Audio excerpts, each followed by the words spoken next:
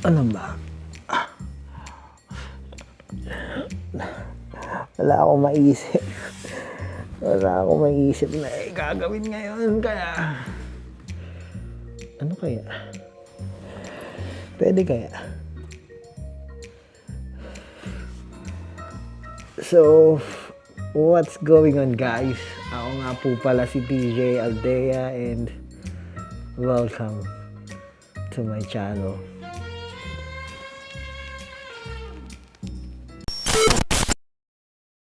So, ayos ba? Ayos ba yung ganong intro? Nagustuhan nyo ba? So, for today's vlog, kasi marami akong nakikita doon sa comment ng ibang mga big YouTuber na may magandang camera, na may magandang setup, na kahit anong gawin daw nila sa video nila, maganda pa rin yung kalalabasan kasi yung gamit nilang camera is mamahalin. So in this video, gustong pakita sa inyo na hindi porket mamahalin yung camera is maganda na yung kakalabasan lagi nung video. Oo, maganda yung quality nila, pero kung hindi mo alam gamitin yung camera mo, kahit gaano pa kamahal yan, pangit pa rin yung kakalabasan. So in this video, naisip ko na gumawa ng isang vlog using an action camera. So yung mga footages na makikita nyo kasunod is galing na dito sa action camera. So para bias tayo, para malaman nyo, makita nyo yung quality, and this is just an ordinary action camera. Hindi ito yung expensive ones, hindi ito yung DJI action ganun, mumurahin lang to. So let's see. So actually hindi ko siya masyadong ginagamit tong action camera na to. Madalang pa sa patak ng ulan ko siya ginagamit. Ginagamit ko lang siya pang time lapse. Pag gagamitin ko siya sa, kunwari nasa beach tayo or nasa swimming pool, pag gusto kong kumuha ng footages na alam niyo yun, underwater, doon ko lang siya ginagamit. Pero other than that, wala na. Nag-i-stay lang siya sa bag ko, and for travel lang, madalang ko rin siyang gamitin kasi I have a lot of camera to use. So, papakita ko sa inyo na hindi mahalaga yung mamahaling camera to have nice footages like this. Kailangan mo lang ng technique. Naalala ko, maglalaba nga pala ako ngayon. Maganda yung weather, kaya papakita ko sa inyo. Ito lang ang gagamitin natin. Itong camera na to. Action camera na to. Siyempre, gagamitan natin ng medyo cinematic yung paglalaba natin.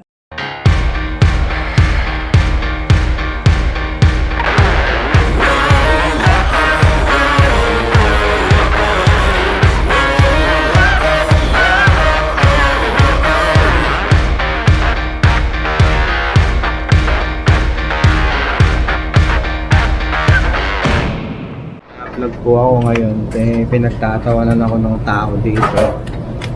Hindi ko alam kung bakit niya ako pinagtatawanan. Baka ngayon lang siya nakakita ng tao may hawak ng camera habang naglalaba. So, pagtapos po nito, uwi na kami. Hanggang sa bahay na lang, nakakahiya na ako. Ganda ng weather ngayon! As in, ganda ng weather ngayon. Sarap lumabas, mamasyal. Tama, naka-t-shirt lang ako. Parang spring na. So, ito yung quality niya. Alam niyo kasi yung mga action camera, maliliit lang yung sensor niya. Meaning, mahirap siyang gamitin sa low light. Kaya kung ako sa inyo, pag gagamitin niyo to indoor, kailangan ng may magandang ilaw. Yung bang medyo bright, hindi naman yung bright na bright. Bright lang. Tapos, kung gagamitin niyo to, sa umaga, alam mo yun, kamukha nito, maliwanag, maganda. You know, kasi pag ginamit nyo to sa dilim, magiging grainy siya. Alam mo yung parang, hindi naman pixelated, basta parang madumi yung ano niya, yung quality niya. At least ito, tingnan nyo, napakaganda. And, ang ganda ng mga action camera ngayon kasi, alam mo siya, yung steady siya, hindi siya maalog. Meron siyang rock steady, kung mga, yung DJI also, may mga rock steady sila na tinatawag. Hindi ko alam kung ano yung ginatawag sa GoPro para hindi siya maging maalog. And this, tingnan nyo naman. Ang ganda, di ba? Hindi nga lang kasing ganda ng mga mamahaling camera nyo, pero this will do the job. Kung mag-vlog kayo, this is discreet, maliit. Alam mo, hindi nakakahiya pag nag-vlog kayo kasi ganyan lang siya. Alam niyo yun? Hindi agaw pansin ng mga tao pag nag-vlog kayo sa labas. Ito yung quality niya. Indoor, medyo may ilaw lang tayo ng kaunti. Pero, I think, pag nilagay mo sa computer to, dito sa aking camera, okay siya. Pero pag nilagay mo to sa computer, parang grainy siya. Makikita niyo yung pagka-grainy niya.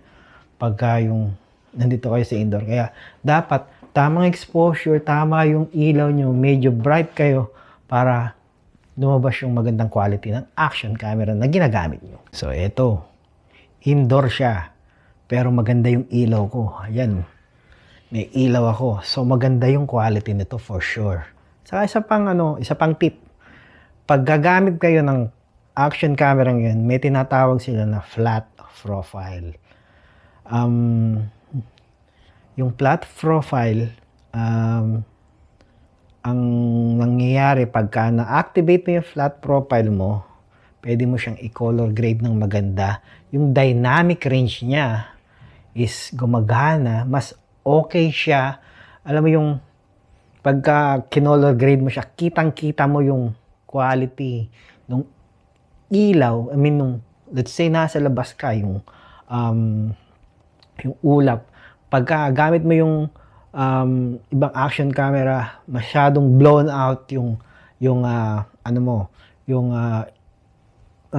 background mo, yung ulap, masyadong blown out.